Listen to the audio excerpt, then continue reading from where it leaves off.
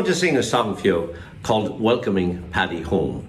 But before I do that, I'd like to talk a little bit about the St. Patrick's Day past, just a few weeks ago here in beautiful Bangkok. And I've been outside Ireland on St. Patrick's Day for really most of my life. My 7 years in London, 7 and then 48 in America, and I was never been back in Ireland during that time on St. Patrick's Day itself. Growing up in County Limerick, it was a very muted affair in that particular time in Irish history.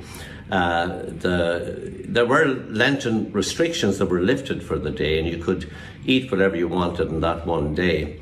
So I suppose that was a celebration of sorts. But the pubs were closed. If there was anything at all, it was a kind of fairly muted local procession to a church. That didn't happen in many places, indeed, at all.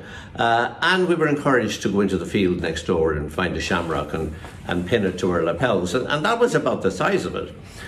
When I went to America, however, I was to learn that it was a whole different affair altogether. And the Irish diaspora wanted to prove through various symbols that they were Irish on that day. And of course the colour green was dominant in that celebration, and symbols that we used to look down on in Ireland, like the shillelagh and the leprechaun and so on, they were very much part of American carnival-like activities on St. Patrick's Day. And of course there was the parade, which is militaristic, and we could have picked another way to do it, but we didn't.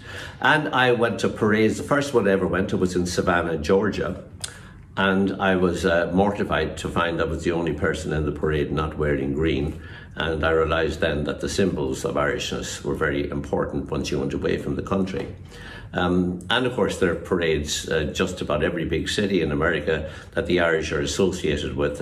Obviously there's Boston, there's Philadelphia, there's San Francisco, there's Seattle, in Canada there's Montreal. There's also places that the Irish wouldn't have been in all that much, New Orleans and Miami. And of course a very significant parade in what was at one time the most Irish town in America, Butte, Montana.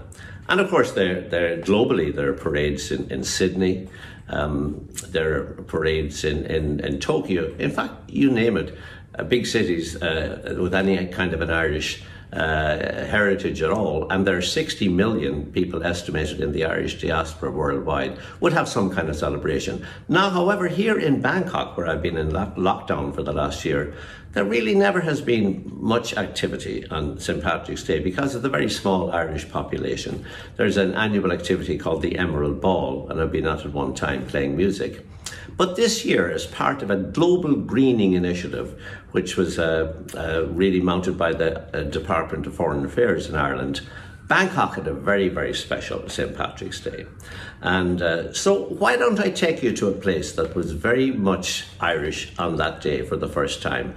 It's a famous temple. And I'm going to bring you there and look at the temple during the day and then later on that night. The temple is called Wat Arun, means the Temple of the Dawn, and the river is the Chao Phraya River, which is the River of Kings, and Bangkok is the City of Angels. So, to the Temple of the Dawn on the River of Kings and the City of Angels, let's go, and I'll see you at the river.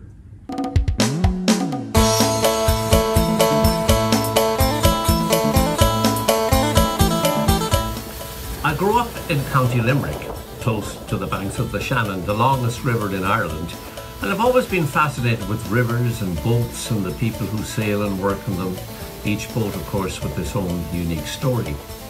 Here in Southeast Asia I have travelled by boat up the Tonle Sap in Cambodia, the Irrawaddy River in Burma, and the mighty Mekong in Laos and Vietnam, but maybe my favourite of them all is the Chao Phraya River that I am now on in a narrow-body, long-tailed boat as we approach the famed Wat Arun.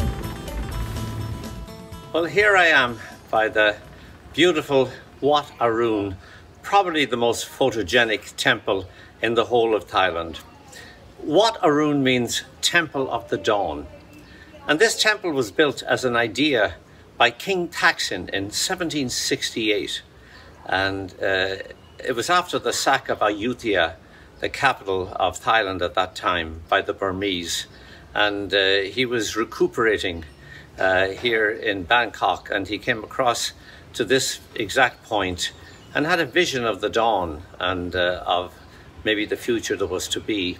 And he commissioned this temple. 1768, it's been around ever since. It's an extraordinary building. There are perhaps millions of pieces of glass and porcelain embedded here in the mortar, and making it the most extraordinary building of its kind anywhere in this country.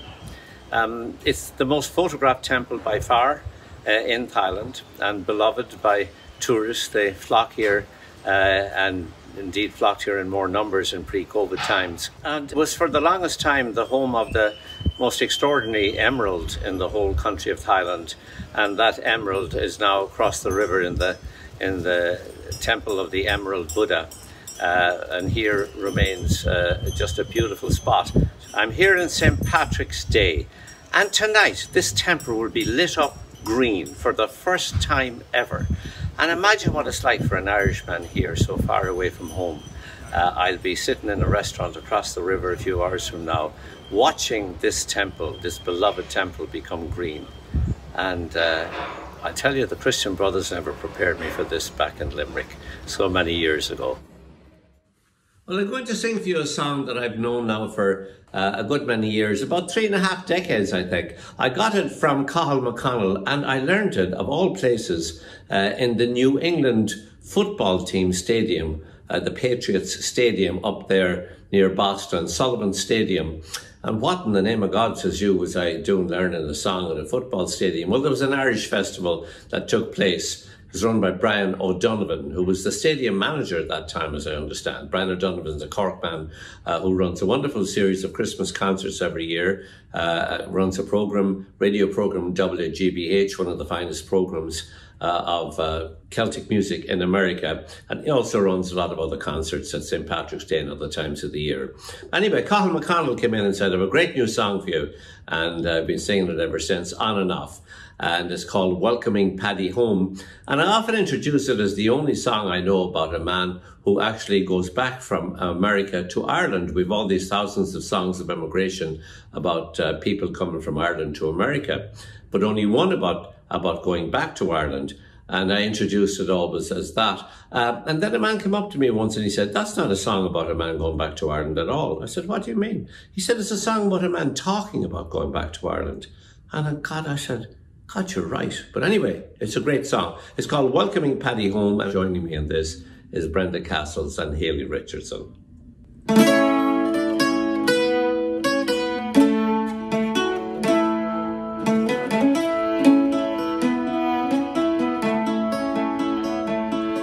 I am a true-born Irishman, and that I will never deny. I was born in the sweet Tipperary, me boys, 3,000 miles away. Hooray, me boys, hooray. No more do I wish for to roam, for the sun that will shine in the harvest time to welcome poor Paddy home. The girls so neat and so frisky, they'll take you by the hand, saying, Paddy, a Cree, won't you come with me? Come back to your native land. Hooray, boys, hooray. No more do I wish for to roam, for the sun that will shine in the harvest time to welcome poor Paddy home. Then in came a faraway stranger, and he scattered all over the land, the horse and the cow, the goat and the sow fell into the spring. stranger's hands. Hooray, me boys, hooray.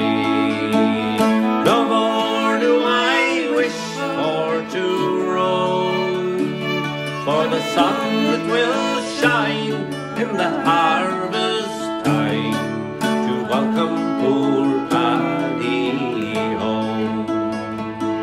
The Scotsman may boast of the thistle, and the English can boast of the rose, but Paddy can boast of the Emerald Isle, where the dear little shamrock grows.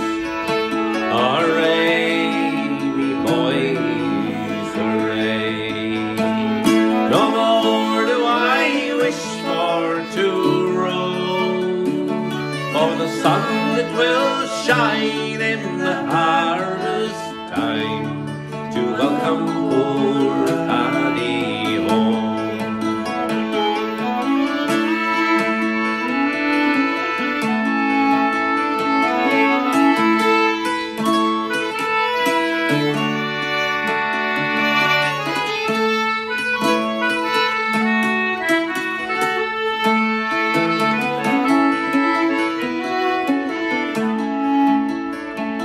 I am a true-born Irishman, and that I will never deny. I was born in the sweet Tipperary, me boys, 3,000 miles away. Hooray, boys, hooray. No more do I wish for to roam, for the sun that will shine in the harvest time to welcome poor Paddy.